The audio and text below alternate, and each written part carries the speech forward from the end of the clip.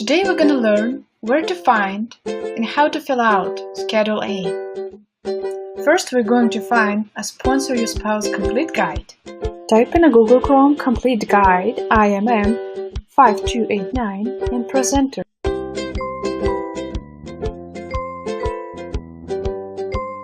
Once you're on the desired page, press Ctrl F or Command F if you're on the Mac and type Schedule A. Right-click on a link and choose Save Link As. Choose the destination where your file to be saved and press Save. Open the destination where you saved your file. Double-click on it. I have already opened the file, so I'm going to just pull out it from here. That's it. Rules to fill out the Schedule A are quite simple. One step to make sure you're doing everything right is to press Highlight Existing Fields. It will highlight the fields that's responsible for the validation. If one of those fields filled out incorrectly or you missed one, the form will not be validated. So be accurate and make sure that all fields are filled out.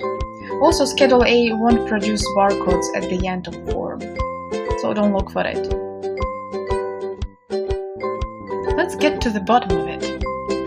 Write your unique client identifier number that you can find at the top of your Acknowledgement of Receipt letter. Type here your application number. You can find it in the same letter. Fill out the information about your parents. And don't forget to enter your mother's maiden name, not the last name she took after the marriage. Fill out your full education history, including elementary school, high school, university or college, or more if needed. If you have not enough space, you can add more rows, pressing plus at the end of the section.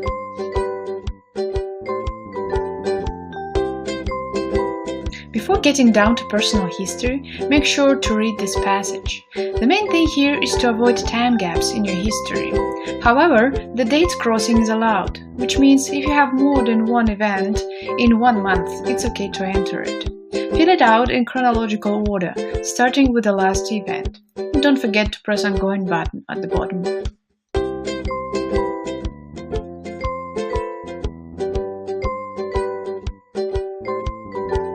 Another thing in the personal history section, about which people asking so many questions, is the travel time. Should I include 1 week or 2 weeks of my vacation? To answer this, you have to ask yourself, have you been employed during these travels? What was your main occupation at that time? This is basically what they're asking you for in this form. So let's have a look at the examples of some cases related to the travel time. If you are a freelancer, and some freelancers travels a lot, and if you travels overseas, then you have to include this information in the form. If you're employed and travel a lot overseas for the business, and if your trips last longer than 2 weeks, you have to include this information in the form as well. And the third one, if you're unemployed, then obviously you have to include all your travels in the form for whatever reason you were traveling. Next step, check and uncheck if you're a member in any of those organizations, enter all places where you lived for the past 10 years, and last but not least, sign your form by typing your first and last name in the signature box. Enter the date and press Validate button. That's it, you're done. In the next video I will show you how to send your Schedule A to IRCC 3 different ways. Thank you for watching. Bye!